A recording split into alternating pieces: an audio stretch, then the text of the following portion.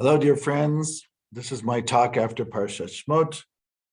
And this talk I'm talking is called Moses and Midian, or I also call it Three Famous Jewish Personalities Who Thought They Were a Failure.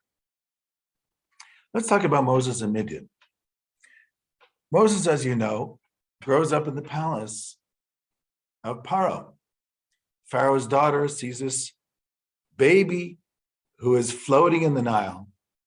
And she takes the baby and she sees Miriam, the sister, doesn't know it's a sister, says, can you find me somebody from the Hebrews, because she knows it's a Hebrew child, to help wean him until he's ready to come to the palace. And she does. She finds the mother, Yocheved, and then eventually Moses goes to the palace and there he is brought up. Now, we have a story in Parshat Shmot where it says that Moses grows up, Vaigdal, to grow up. How old was he? We're not sure. Was he 18? Was he 20? Was he 25? Those days, some people live longer. Maybe he was even 30. I'm going to assume he was somewhere between 20 and 25, just for argument's sake. And it says, and he goes out to his brethren. Now, this is a very interesting verse in the Parsha of Shmot. He goes out to his brethren. Remember, Moses didn't grow up with them. He knew who his sister was. He knew who his mother was. We also know that he knew who Aaron, his brother, was. Did he know anybody else among the Hebrews? Maybe not. And at a certain point, he decides to go take a look. He knows that even taking a look could be problematic because he's living in a palace which is overlooking the fact that he came from the Hebrews, which happened to be the slaves. And they're overlooking the fact out of respect for Pharaoh's daughter. So Moses grows up as an equal. By placing himself now on the same level as the Hebrew slaves, he is taking a risk. Maybe not a life-threatening risk, but he's definitely taking a risk, which could put his own status into peril. But he decides to do it. He wants to see what's going on with his people, his brethren, it calls it. You know, many people, when they realize that they've now made it up to the upper echelons, they turn their backs on their brethren. They don't want to be identified as Jews. Now they're ahead in the countries that they're accepted in. They are famous Nobel Prize winners, doctors, lawyers, businessmen, whatever, researchers. Why should they have to be associated with their brethren? What does that have to do with anything? Moses wants to see his brethren. And then he sees an Egyptian policeman who is smiting, who is lashing a Hebrew slave. And Moses can't take it. And he's not sure what to do, but he wants to respond. He looks right and left, even kovacho. He sees that there's nobody around, and he kills the Egyptian policeman and buries his body in the sand. Now, this is a watershed moment for Moses. Not only did he decide, I'm not sure if he planned this, of course, but not only does he decide to try to find out who his brethren are, meaning his brothers are out there and not in the palace. He decides also to take action when he sees an injustice, something which is an injustice in his eyes. And he kills the Egyptian. Rabbi Jacob Tureb points out that the Hebrew word Hamitzri, the Egyptian, is the exact same numerical value, in Hebrew every letter is a number, is the same numerical value as the name Moshe, Moses. Meaning, when Moses smites the Egyptian, he is now killing his Egyptian personality, because he might not have understood that at the moment he did it, but there's now no way of going back to that palace. But he does. He goes back to the palace, doesn't talk to anybody about it, and then it says he goes out again the next day, walks around to see what the Hebrews are doing. What's in Moses' mind? Why is he going back? I guess now that he did that and he showed himself as a savior of the Jews, he's probably ready to act, to start that revolution, to get those Hebrew slaves out of there. And he bumps into two Hebrews, according to the Midrash, Datan and Aviran, and they are fighting with each other. Moses says, why are you fighting? It's like you don't have enough problems. And they turn to him and they say, who made you a minister and a judge over us? Are you going to kill us like you killed the Egyptian yesterday? Moses says to himself, uh-oh, everybody knows about it. I've got to go. Now, it is possible that there's another aspect to this story. Moses now has a real inferiority complex. He really was hoping that the Hebrews would see him as their savior, as somebody who grew up in the palace, who's a free man, who knows all the upper echelons of Egypt, and they know him by first name. He could be the one. He could be their, if not their leader, at least liaison, but definitely he has leadership qualities. Of course he can do it.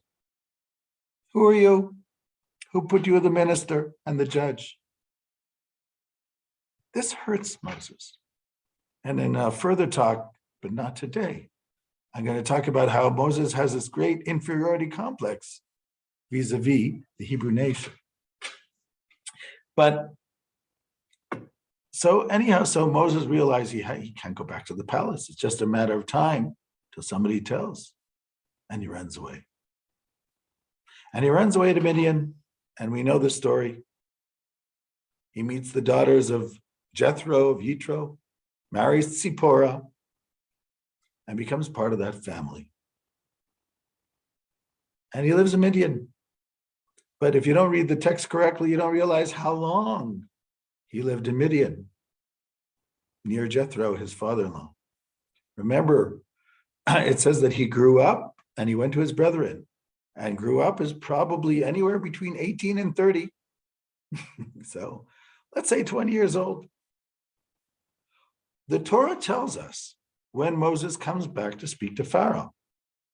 It says he was 80 years old when he spoke to Pharaoh, and Aaron was 82. So Moses spent close to 60 years with Jethro, his father-in-law. He had two children.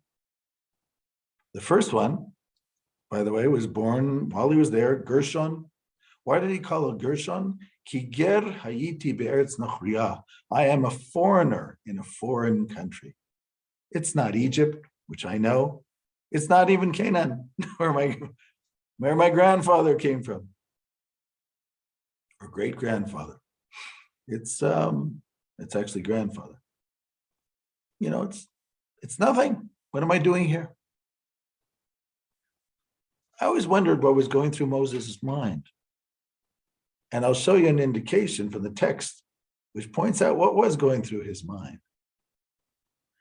Moses is probably sitting there in Midian wondering if he can go back to Egypt. And he knows the answer is no. He's persona non grata. It probably says in their post offices, wanted dead or alive if you see this man. This was a real affront to the Egyptians. They treated him as an equal. He grew up in the palace, and this is what he does. He kills one of their policemen. Why is he getting involved? Should be happy that he had such a life. This is a personal affront to them. He can't go back to Egypt, but where can he go? What can he do? Moses also, I'm going to argue, grows up, he's a very spiritual person. Remember, he's a great idealist. He's willing to throw out everything to help his brethren. There are not a lot of people willing to do that. It's unusual. And he has those leadership qualities. You can see as a young man. He's probably wondering if maybe he wasn't a little bit quick on the draw. Maybe he should have had a plan B. But those are things you can just wonder about. Nothing much you can do about them. And he's probably wondering, why isn't God helping his people? I was ready. Everybody was ready, maybe. And even if they weren't ready, I was ready. I could have been the liaison. I was the best trained for this job. Who else grows up in the king's palace in Egypt? It's like Basher, Mina Shamayim. It seems like something from heaven. So I was ready. Why didn't God send me? And the years start rolling by. A decade goes by, and I'm sure he's still wondering, God would send me, even now I would go. 20 years goes by, and he's probably still wondering that. By the time 30 years roll by, he's probably saying, well, maybe. When those 40 years go by, he's probably saying, I think either God doesn't care about his people, or I got everything wrong. And then 50 years goes by, and Moses is totally depressed and basically forgets about it. And then 60 years goes by, and Moses is starting to see the end of his life closer than the beginning. And then he's walking one day with the flocks, and he sees a burning bush. And God appears to him from this burning bush. And Moses had never seen a bush that burns and is never consumed. And God appears to him and says, Moses, I have heard the plight of my people of Israel, and their cries are come to me, and I can see the servitude in Egypt. And now I want to send you to take them out of Egypt and bring them to the land of milk and honey. Moses is listening. He's listening. And God continues. And Moses is afraid, of course. He takes off his shoes and he doesn't want to look, etc. Then, of course, it goes on and God continues. I have remembered my people. And you're going to tell them that the God of the Hebrews has sent to you, and that you have to go out to the desert and celebrate God for 3 days, etc. And this is what's going to happen, etc., etc. And then Moses says, I'm not a man of words, God. Why do you want to send me? And besides, the Jews are not going to believe me anyhow, because Moses remembers what happened. So I'm the wrong guy. God says, no, they'll believe you because you'll show them the signs. And then finally Moses says, you know what? Shlach na biyad tishlach. Please, God, send somebody else. Why would Moses say that? Because in his mind, Moses is not saying what he's thinking, but God knows what Moses is thinking. He's thinking, God, when I was young and vibrant, that would have been the best time. I would have happily done it. I would have given my life for this people. But now I'm 80 years old. What do I need this for? What do you need me for? You got all these other people. What's the point? And why now, 60 years later? I knew that the Jews were in pain, the Hebrews were in pain 60 years ago. You knew that too. Why now? Now, when I'm an old man, I'm supposed to do this. And it says, Vayicharaf Hashem Moshe. God got angry with Moses. And he said, you're going to Egypt. You see, Moses, obviously as a human being, is justifying his feelings. But fortunately or unfortunately, we can't pick the times. And we don't know the calculations which God does. And for some reason, the time was not right before. And so human beings cannot decide on things like this. So Moses, you don't decide when you go to Egypt. I'm telling you now the time is ripe. I will be with you. I'll be with your words. Don't worry. Just go. If you're worried about the way you're talking, Aaron will talk with you. They all know him. It's not a problem. I want to stop the story at this point because I want to make a comparison. Maybe next week I'll continue more about the story of Moses.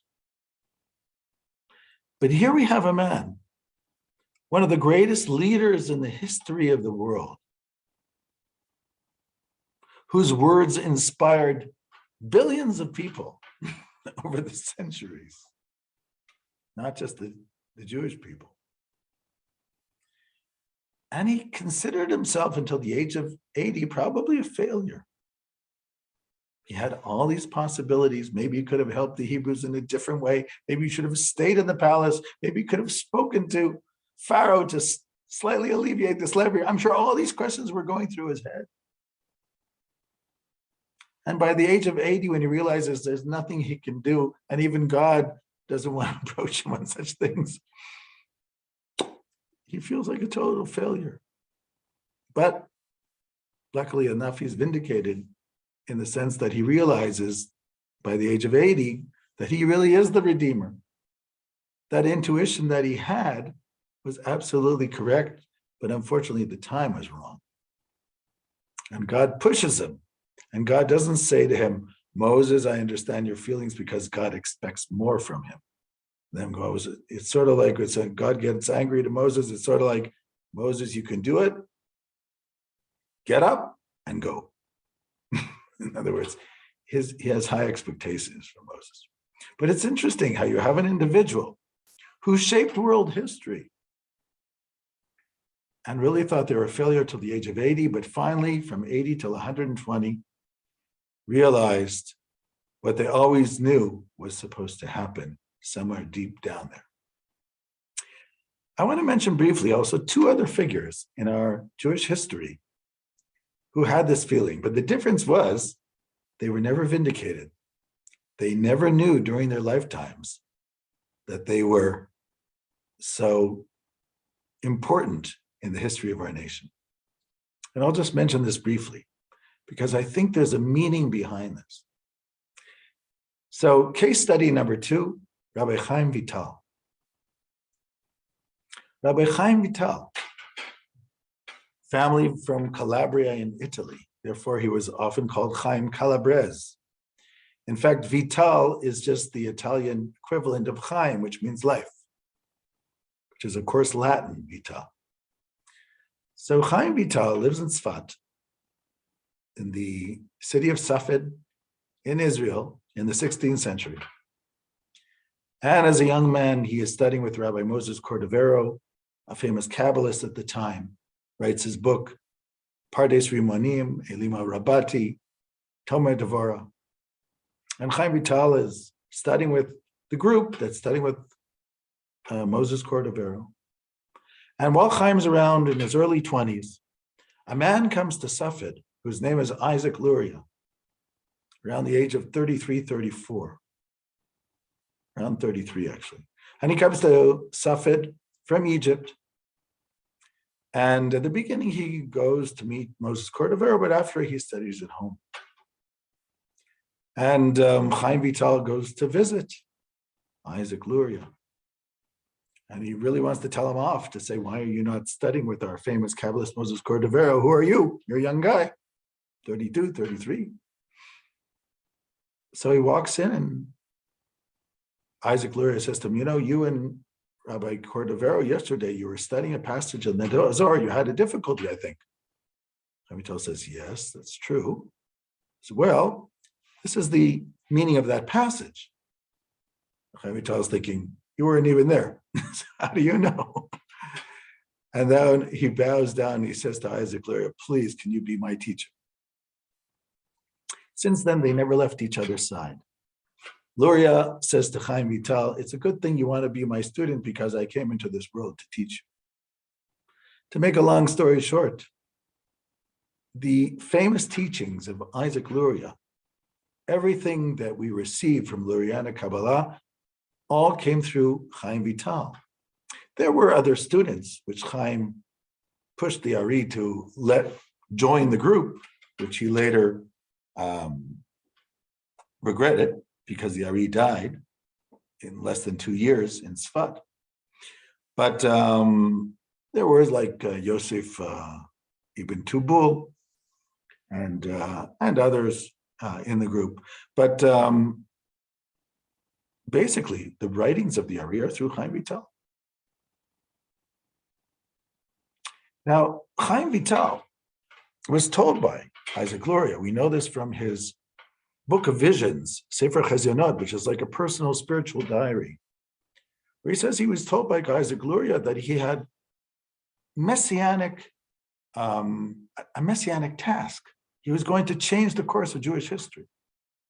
Now, for the average Jew, if you have a messianic task, it means obviously, and you're living in the land of Israel, you're going to help with the ingathering of the exiles, bringing the Jewish people back to their Jewish roots for those who possibly have turned aside. I mean, we all know what it usually means. Building the temple, setting up the high court of the Sanhedrin, bringing world peace, something like that, right? And he starts wondering, when are those things going to happen? Because my rabbi, Isaac Luria, he promised me that I was going to be involved somehow and all these great things are going to be happening. And Isaac Luria dies at the age of 34. And Chaim Vital is really depressed. What's going on? He promised me all these things. Chaim is still in his 20s. In the meantime, he's written up his 8 gates, 8 volumes on Lurianic Kabbalah, another 4 books after that. Many, many, many writings of his teacher. And he's wondering. Chaim actually didn't think that the writings of his teacher was the teacher was talking about. And the proof is in the pudding. He didn't want to teach after his teacher died. He taught for a little time, but then he just stopped. He felt so guilty about bringing other students in because Isaac Luria told him that it could be dangerous, that he decided that nobody was to read the writings that he had written from Isaac Luria. In fact, he took sick for months. And when he took sick, one of the students paid his brother and said, look, don't want to take anything, we just want to copy. Let us copy the books and then we'll give it back to you. So the brother did. He needed the money. And Chaim Vital pulled through. And when he got better and he found out what had happened, he got so angry. There were 4 books in addition that he had. According to one legend, he asked to bury those books with him. According to another legend, he just put them into the Geniza, meaning he put them away where you bury books in a synagogue. Those books eventually were found. But the point is, he didn't want anybody to see the writings. When Isaac Luria died, he writes in his Book of Visions that he came to me in a dream. And I said to him, what about all these things you promised me? He said, don't worry, it's all going to happen. He said, many times he came to me in a dream, and each time I would say to him, what about all these things you promised that I would be part of? He said, don't worry, it's all going to happen. Chaim Vital gets very depressed. He leaves Tzfat, he goes to Damascus, where there was a large Jewish community. And there he becomes a rabbi in Damascus.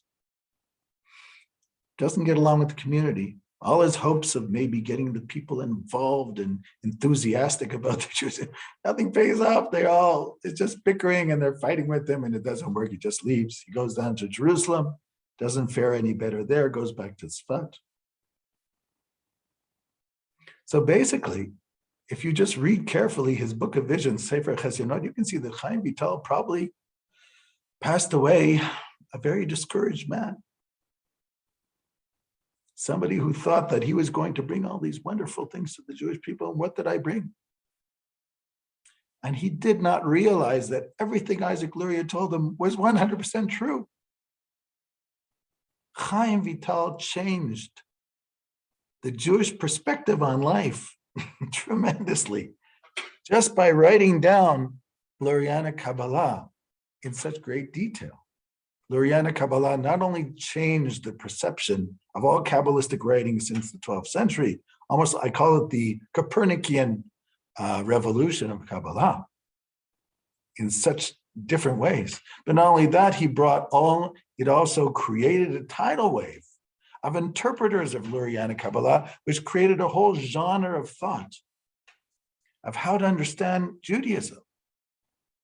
Thinkers like Moses Chaim Luzzatto with historiosophy, and the Vilna Gaon and Chaim Volozhin, and Isaac Chaver, and Menachem Mendeleev Shklov, and on and on and on.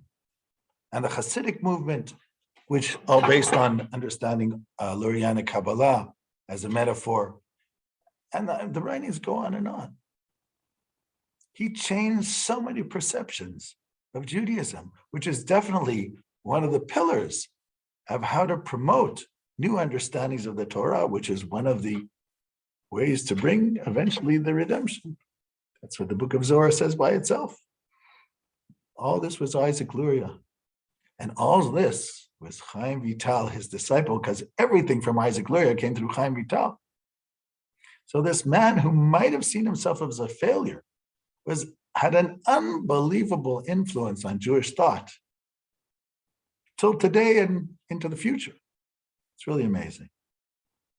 And the third person, I don't want to make this too long, so I have to make this even shorter, was a fellow who was an assimilated Jew by the name of Theodore Herzl.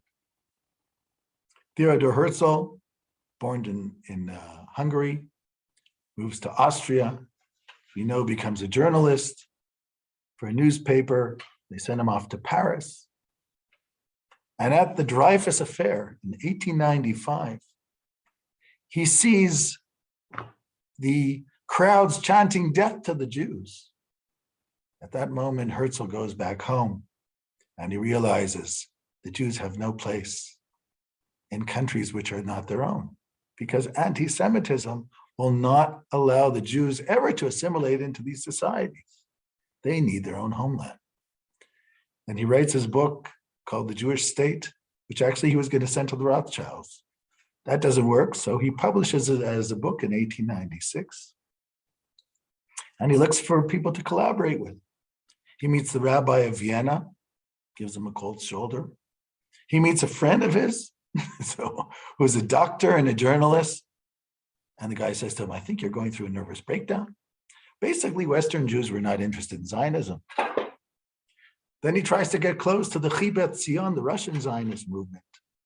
Well, the ones in Western Europe were not interested so much in his book of the Jewish State. The ones in Eastern Europe were much more welcoming. And then he realizes he has to join their ranks. He joins the Austrian Zionists in Austria, becomes the head. And at that moment, actually, Herzl becomes a Zionist more than a territorialist. He wasn't sure where exactly the territory was going to be at that time. And he gets in, and then, of course, he starts in 1897 his conference in Basel, where he's able to do a world conference on the idea of having a Jewish homeland in Israel, in the land of Israel. And Herzl writes in 1897 in his diary, today I created the Jewish state. Maybe people don't know, but they will know maybe in 5 years, and for sure in 50 years they'll know. But despite this, Herzl keeps trying to get things going. They try to raise money for the Jewish state. The Jewish bankers are against. The most are able to, they're able to put together 250,000 pounds, which was a lot of money at the time, but not to start a state. And they can't get Western Jews on the boat, not Baron Hirsch, not the Rothschilds, nobody. And he goes to the British, tries to get the British. Maybe we can do something Wadi El Arish and the Sinai, if that's okay. British say, maybe not the Sinai, how about West Africa? We'll do in Uganda. He goes to the Sultan. Sultan says, how about in Iraq? Okay, so the next Zionist conference in 1897, I think it was, I think it was 1902, I forget the second conference, 1899, something like that. In the next Zionist conference, he puts the Uganda plan. Some people are for it, but then there's a fist fight, there's a walkout. And so Herzl tries to bring people together and says, look, it's not that I wanted Uganda, this was just a plan in the meantime. But the schism keeps going. He has a meeting with Yushishkin, 1903. Herzl has a meeting again with the Central Council of the World Zionist Organization to explain that this was just an idea, but he really wants to have the Jewish state in the land of Israel. Finally, he's able to pull it together, but the schism is still there, and there are still a lot of people who are wondering about his intentions. And basically, things were not going so well. Also, personally, Herzl had a tragic life. He had 3 children. All of them had very serious medical issues. They all died at a young age. He had one grandson who continued on to live in England. So his personal life was a tragedy. And I'm sure when he died in 1904, just months after this meeting,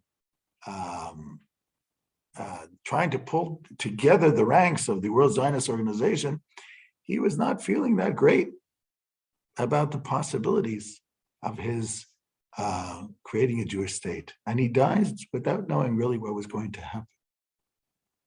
So here we have three interesting images. The last two, all three, helped change the course of Jewish history, not even a question. Herzl died not knowing if he had succeeded or failed.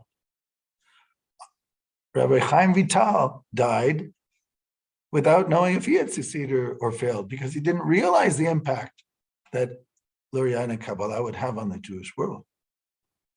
Moses, though, even though for 60 years he thinks he's a failure, gets vindicated, is able to rise to the occasion, becomes the greatest prophet we ever had, and brings the Jews for 40 years to the desert, and finally appoints Joshua to bring them into the land of Canaan, the land of Israel. Shalom, shalom.